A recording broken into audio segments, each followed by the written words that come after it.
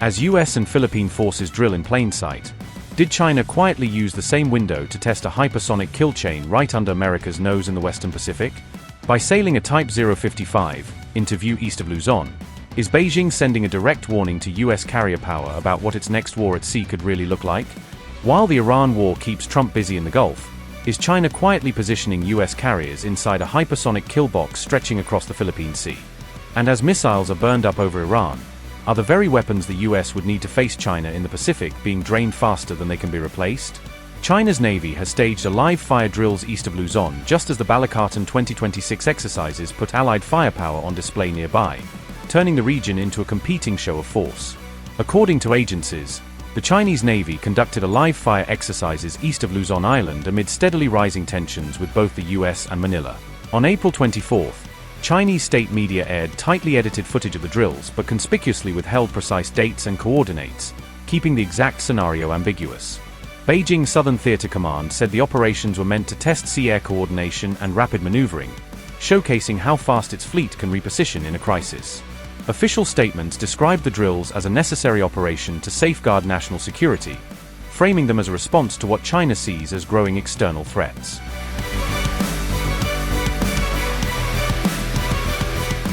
Reports now suggest the PLA's Liaoning carrier strike group is operating east of Luzon alongside these exercises, putting a full Chinese carrier presence on the edge of the first island chain. The group reportedly includes multiple destroyers, frigates, support ships, and amphibious hulls, giving Beijing a balanced force for both offensive and defensive operations. At least one Type 055 destroyer, the Zuni, is said to be leading a task group within that formation, highlighting China's decision to put its most modern surface ship up front. The Type 055 is widely described as Asia's largest surface combatant, with reports noting it can pack around 112 vertical launch cells for a mix of missiles. Analysts say those cells can be loaded with a mix of hypersonic weapons, long-range anti-ship missiles, and advanced air defense interceptors, turning the ship into a floating arsenal. Military analysts argue that by sailing a Type 055 so close to Balikatan, China is deliberately placing its most advanced surface combatant where US and allied sensors can't miss it. That presence turns the drills into strategic signaling as much as training, reminding Washington that any future blue water fight would involve these heavily armed flagships. Amid all this, online and regional reports have floated claims of a YJ-20 hypersonic missile launch during the operations, hinting that more exotic weapons may have been rehearsed. The launch reports remain unverified, but even the rumors signal a clear escalation in maritime posturing, with hypersonic threats now central to the message. The YJ-20 is described as a ship-launched anti-ship missile built for long-range strike missions, allowing Chinese warships to threaten targets far beyond the horizon. Its reported speed exceeds Mach 6 in cruise, with terminal velocity that could approach Mach 10 as it dives toward its target, shrinking reaction times to seconds. Open-source estimates put its range at roughly 1,500 kilometers, meaning a launch platform can strike deep into an opponent's defensive envelope without sailing close. Analysts say the missile likely uses a boost glide or quasi-ballistic trajectory, making its flight path hard to predict and more difficult for traditional radars to track. It is explicitly designed to go after high-value targets like aircraft carriers and heavily defended naval groups, not just lone surface ships.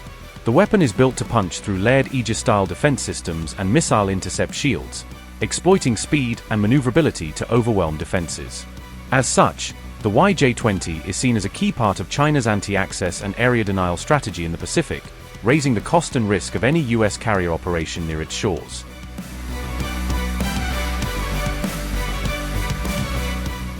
China's deployment comes just as the US and the Philippines kicked off a massive Balikatan 2026 exercise, underscoring the growing military face-off in the region. More than 17,000 troops from the US, the Philippines and other allies have joined the drills, including a major presence on Itbayat Island north of Luzon. Counter-landing alive fire exercises are also planned in Zambales province, not far from China-controlled Scarborough Shoal, bringing training scenarios close to real flashpoints. Manila insists the drills are focused on disaster response and deterrence and are not aimed at any one country, even as everyone reads them through a China lens. Beijing counters that Balikatan is designed to contain China and only raises regional tensions, painting it as part of a broader US encirclement strategy. Notably, maritime strike drills on Itbayat put Allied forces only about 96 miles south of Taiwan, in waters central to any future cross-strait crisis. At the same time, US stocks of key munitions have been heavily depleted by the Iran air campaign, raising questions about readiness for a China contingency. A CSIS analysis cited by Business Insider notes that the 39-day air and missile campaign over Iran drove extremely heavy missile consumption across US inventories. CSIS researchers warned that the same classes of missiles burned over Iran will also be critical for potential Western Pacific conflict, especially around Taiwan. Experts say the core problem now is not just how many weapons have been used, but how long it will take US industry to replace them at scale. Building stockpiles back up to levels adequate for high-intensity war with China will take additional time and money, leaving a dangerous window of vulnerability.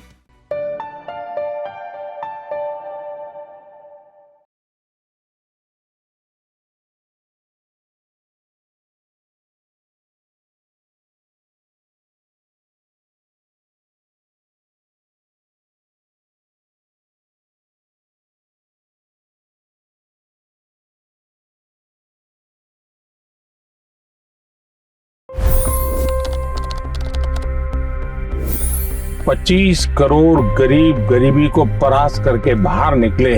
For the good of our nation, let's work together and let's truly make America great again. The fastest news breaks. Requested PM saying that look, you will have to speak to Putin and to Zelensky. The biggest news makers. The relationship with India is probably the most important bilateral relationship the U.S. will have for the rest of this century.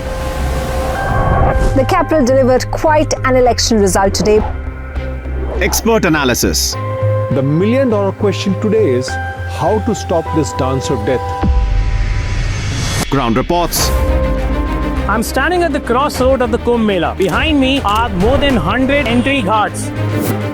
Long-form interviews. Exclusionary politics is reflected in Manipur case as well. You don't bother because this is a small state. Deep dive into burning issues. It's often said DRC could be the richest country in the whole world. It's because of what sits underneath. Why exactly did the US topple the Sheikh Hasina government? HD videos. We don't just break news, we break it down.